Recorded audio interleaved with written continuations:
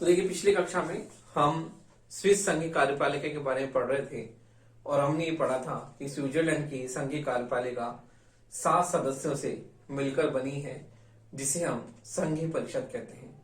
तो हम इसका संगठन एवं कार्यप्रणाली पढ़ रहे थे और हमने स्विट्जरलैंड के संघीय परिषद के सदस्यों की योग्यताएं पढ़ी थी। उसके बाद में अगला पॉइंट है कि संघीय परिषद के विभिन्न विभाग। तो देखिए, संघीय परिषद के विभिन्न विभाग किस प्रकार हैं। संघीय परिषद के विभिन्न विभाग। संघीय परिषद के विभिन्न विभाग। तो देखिए, संघीय परिषद के स्विस संघीय परिषद के कुल 7 प्रशासनिक विभाग हैं। स्विस संघीय परिषद के कुल 7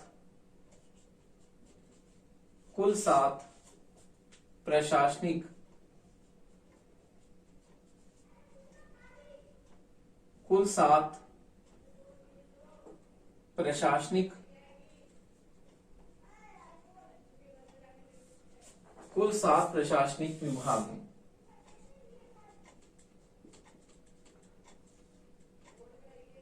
कुल 7 प्रशासनिक विभाग है। इन विभागों के नाम हैं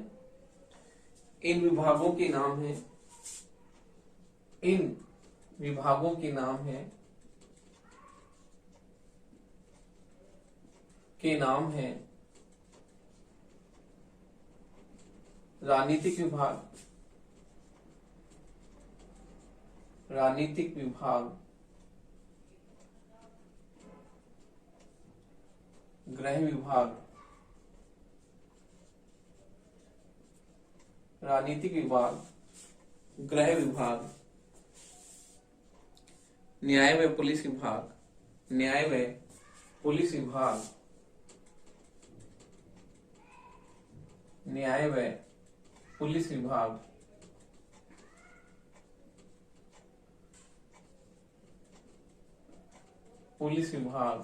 सैनिक विभाग,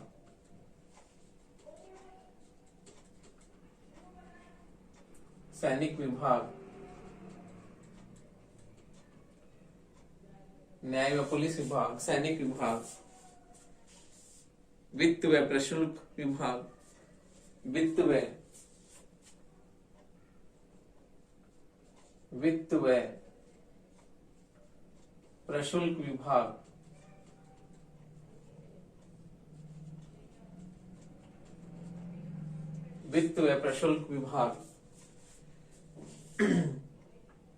सार्वजनिक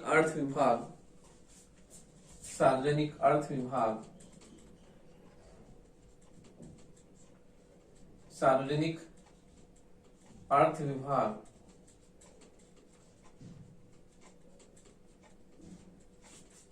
अगला है अर्थ विभाग तथा डाक व रेल विभाग। तो देखिए, 7 प्रशासनिक विभाग हैं जिनके द्वारा संघीय परिषद अपने प्रशासनिक कार्यों का संचालन करती है।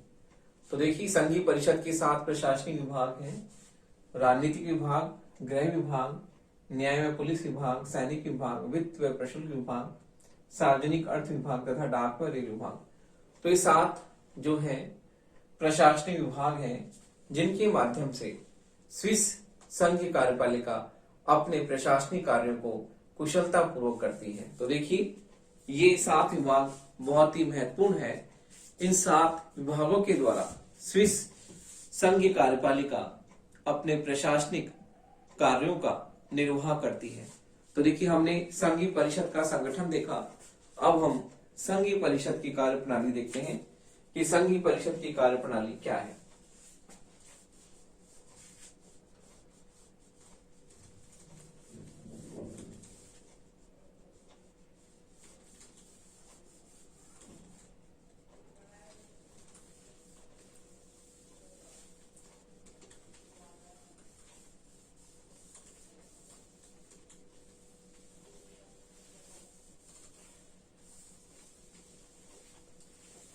देखिए संघीय परिषद की कार्य प्रणाली। तो देखिए अब हम संघीय परिषद की कार्य प्रणाली के बारे में पढ़ते हैं।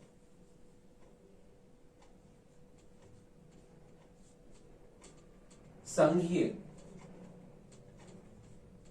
परिषद की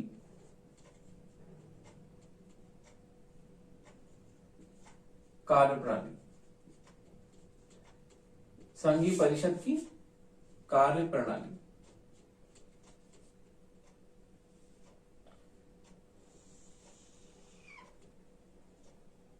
संघीय परिषद की कार्य प्रणाली किस प्रकार से है? तो देखिए संघीय परिषद की कार्य प्रणाली के बारे में कुछ निश्चित नियम हैं जो कि इस प्रकार है। तो देखिए संघीय कार्य प्रणाली संघीय परिषद की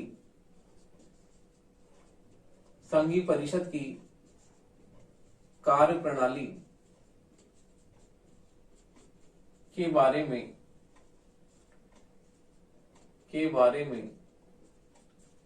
कुछ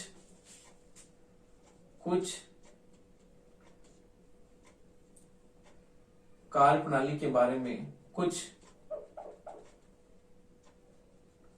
सुनिश्चित नियम है, कुछ सुनिश्चित नियम है जो कि इस प्रकार है, जो कि इस प्रकार है।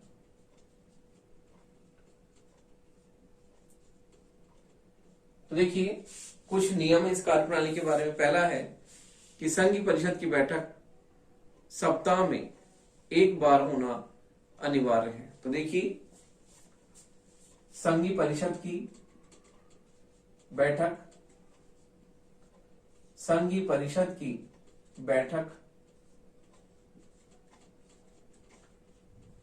सप्ताह में एक बार होना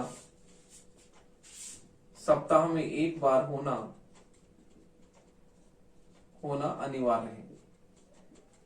एक बार होना अनिवार्य है। यदि आवश्यकता हुई तो एक से अधिक बैठकें भी हो सकती हैं।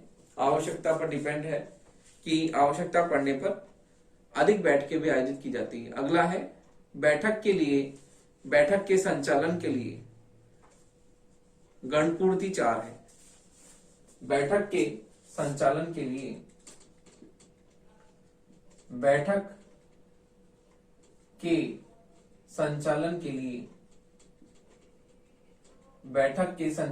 लिए गणपूर्ति 4 है। अर्थात कम से कम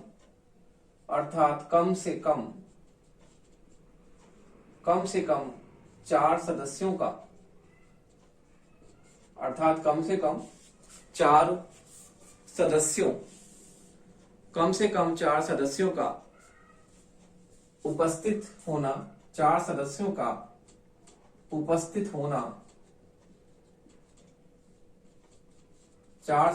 उपस्थित होना बैठक के लिए अनिवार्य है। तो देखिए 4 सदस्य होंगे तभी हम बैठक को वैध मानेंगे, अर्थात बैठक अवैध मानी जाएगी। तो इसलिए बैठक के संचालन के लिए आवश्यक कम से कम 4 सदस्य उपस्थित हो तभी बैठक जो है वैध मानी जाती है, अर्थात उस बैठक को अवैध माना जाता है। अगला है इसमें होने वाला विचार विमर्श को गोपनीय रखा जाता है। तो देखिए संघीय परिषद में होने वाले विचार विमर्श को गोपनीय रखा जाता है। तो देखिए इसमें होने वाले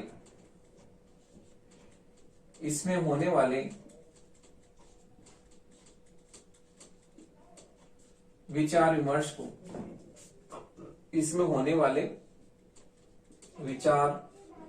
विमर्श को गोपनीय रखा जाता है। गोपनीय रखा जाता है, कॉन्फिडेंशियल रखा जाता है। इसमें होने वाला जो विचार विमर्श होता है वो गोपनीय रखा जाता है। अगला है बैठक में मतदान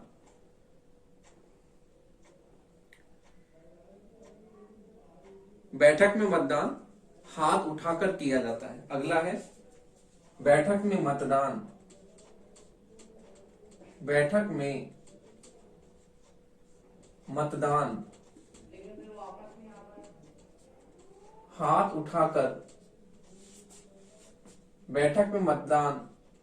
हाथ उठाकर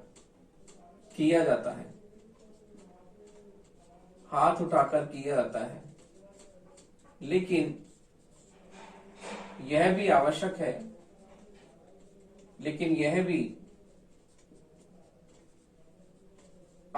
है कि उस निर्णय का समर्थन कम से कम 3 मतों द्वारा, लेकिन यह भी आवश्यक है कि निर्णय बहुमत द्वारा लिए जाते हैं,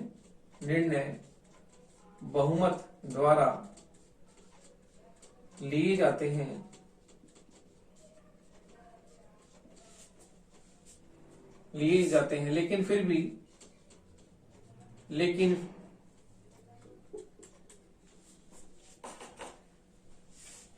निर्णय बहुमत द्वारा लिए जाते हैं, लेकिन फिर भी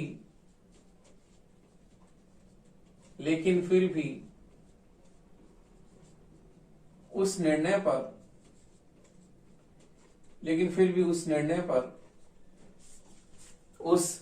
पर कम से कम, लेकिन फिर भी उस निर्णय का समर्थन कम से कम 3 मतों द्वारा उस निर्णय का समर्थन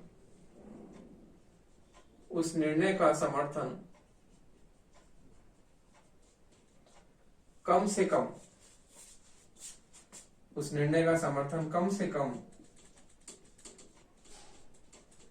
3 मतों द्वारा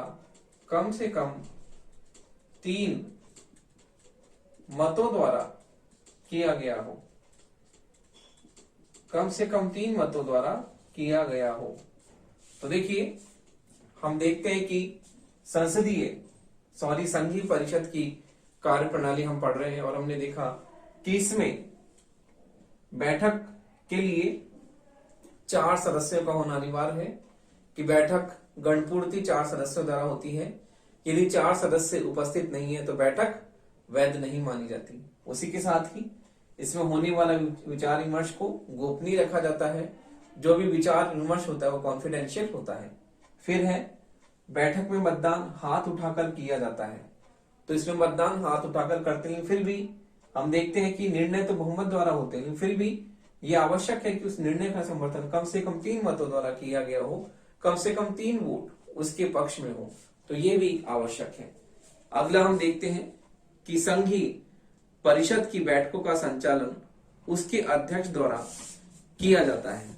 तो देखिए संघीय परिषद की बैठकों का संचालन संघीय परिषद की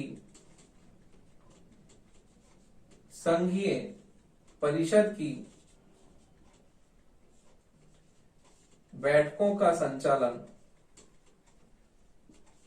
संघीय परिषद की बैठकों का संचालन उसके अध्यक्ष द्वारा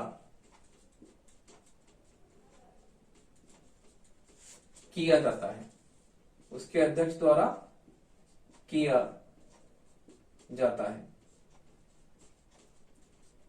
तो देखिए संघीय परिषद की बैठकों का संचालन उसके अध्यक्ष द्वारा किया जाता है। तो इस प्रकार से हम देखते हैं कि संघीय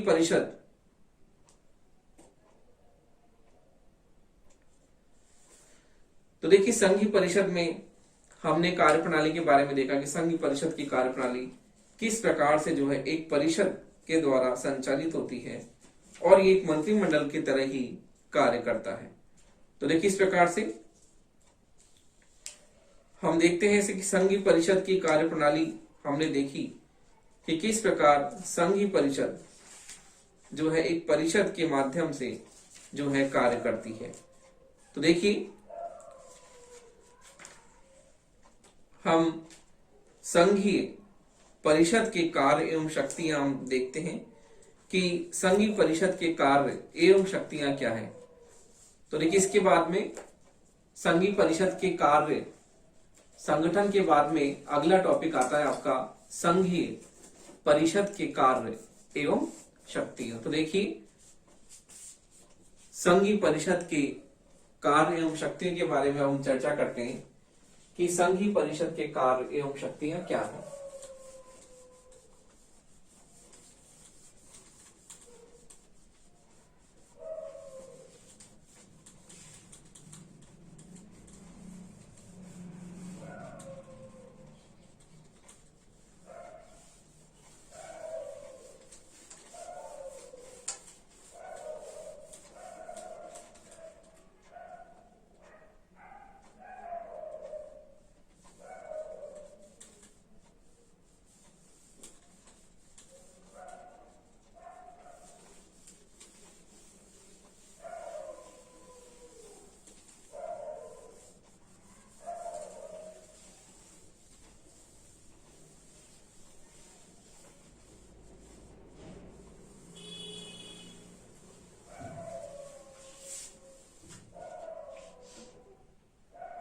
तो देखिए संघीय परिषद के कार्य एवं शक्तियां।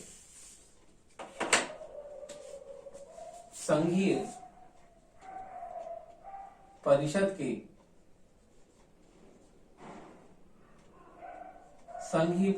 के कार्य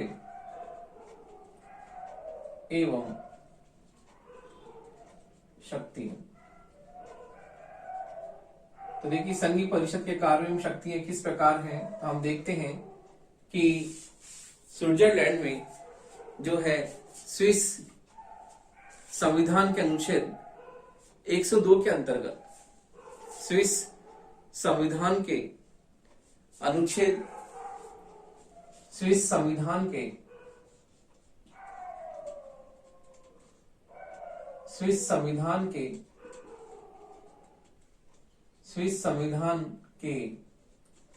अनुच्छेद 102 के अंतर्गत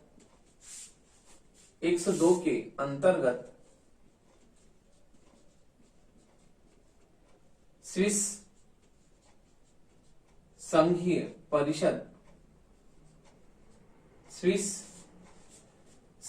परिषद के कार्य एवं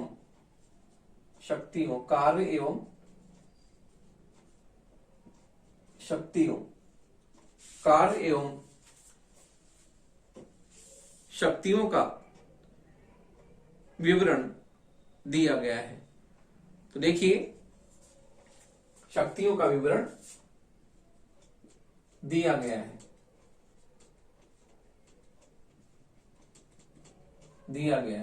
इससे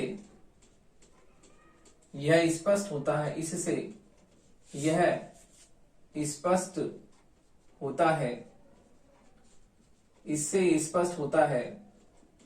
कि स्विस संघीय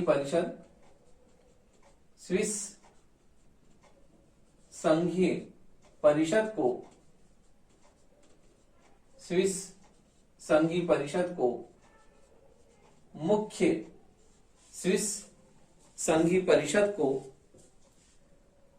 मुख्यतः कार्यपालिका संबंधी कार्य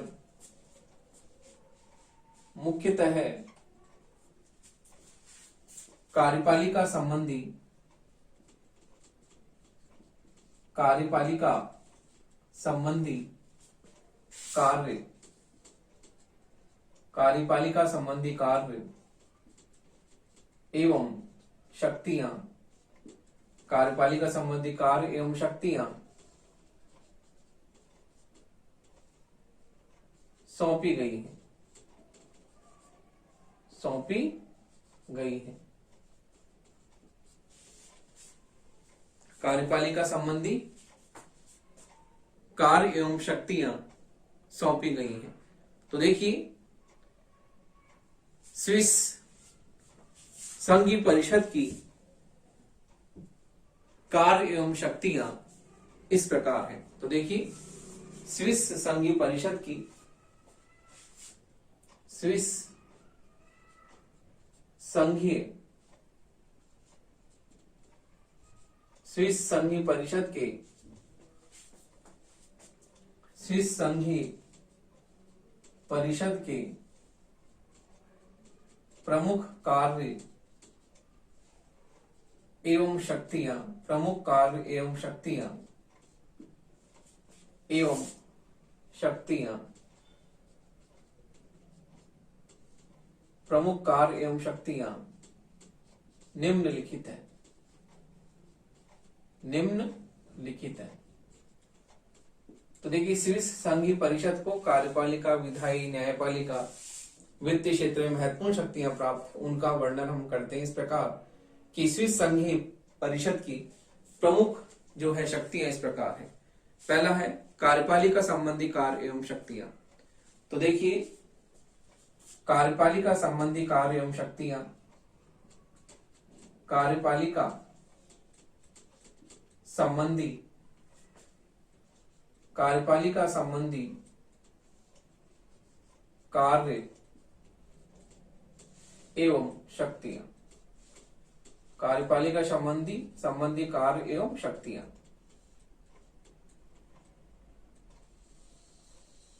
संबंधी कार्य एवं शक्तियां। तो देखिए, स्विस संघीय परिषद की कार्यपालिका संबंधी शक्तियां इस प्रकार है। तो देखिए, इसके कार्यपालिका संबंधी कार्य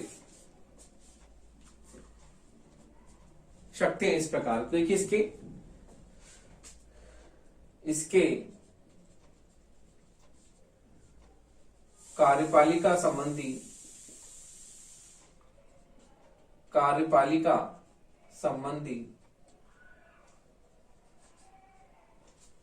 प्रमुख कार्य, कार्यपालिका संबंधी प्रमुख कार्य एवं शक्तियां, कार्य एवं शक्तियां निम्न है, निम्न है। तो देखिए, स्विस संघीय कार्यपालिका के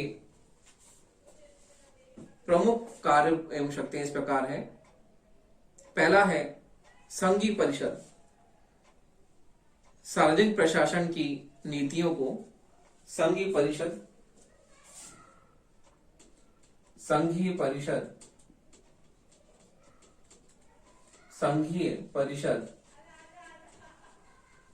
सार्वजनिक प्रशासन की, सार्वजनिक प्रशासन की, सार्वजनिक प्रशासन की नीतियों को निश्चित करती है, नीतियों को निश्चित करती है,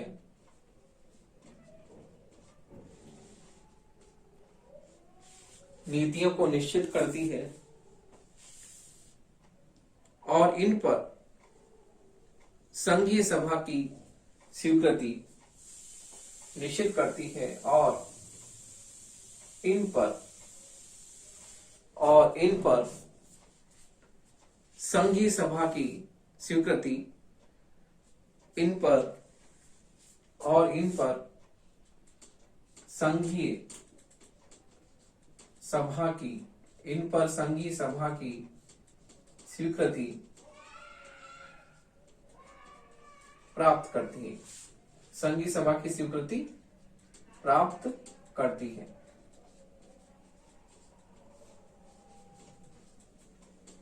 संघीय सभा की स्वीकृति पाने के बाद संघीय सभा की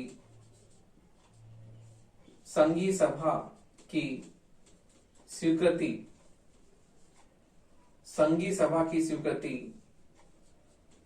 पाने के बाद परिषद इन नीतियों को पाने के बाद परिषद इन नीतियों को लागू करती है।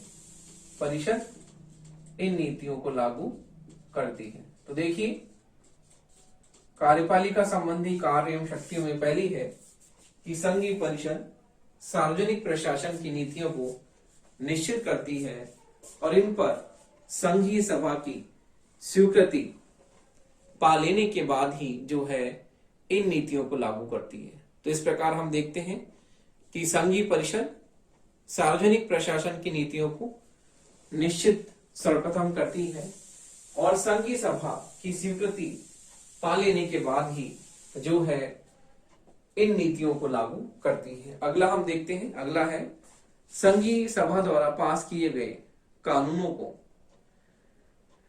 संघीय सभा द्वारा पास किए गए कानूनों को संघीय सभा द्वारा पास किए गए कानूनों को संघीय सभा द्वारा पास किए गए कानूनों को संघीय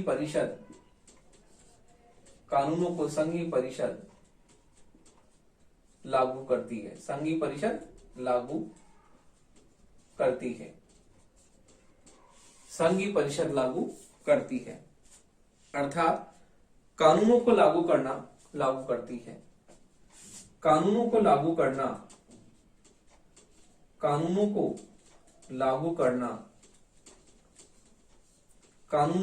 करना उसकी विशेष जिम्मेदारी है। कानूनों को लागू करना उसकी विशेष जिम्मेदारी है। तो देखिए, इस प्रकार से हम देखते हैं कानूनों को लागू करने में संघीय परिषद की महत्वपूर्ण भूमिका होती है और संघीय सभा जिन कानूनों को पास करती है उन कानूनों को संघीय परिषद प्रमुख रूप से लागू करती है। अगला है संघीय न्यायाधिकरण के न्यायिक निर्णय को संघीय न्यायाधिकरण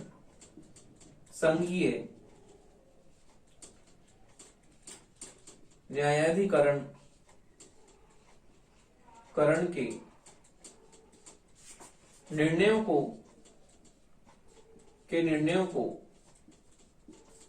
लागू करना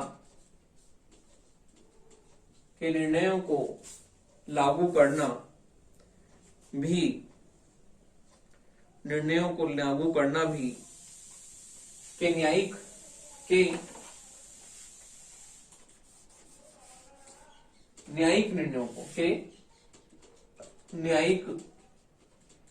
निर्णयों को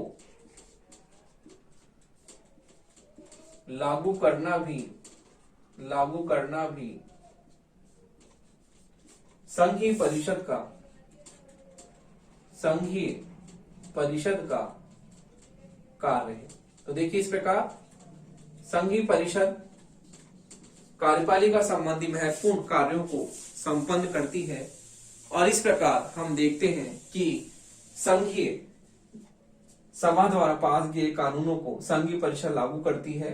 कानूनों को लागू करने में उसकी विशेष जिम्मेदारी है और इसी प्रकार संघीय न्यायाधिकरण के न्यायिक निर्णयों को लागू करने में भी संघीय परिषद की महत्वपूर्ण जो है उसकी भूमिका है। तो इस प्रकार हम देखते हैं कि संघीय परिषद कार्यपालिका संबंधी महत्वपूर्ण कार्यों को बहुत ही कुशलता पूर्वक संपन्न करती है।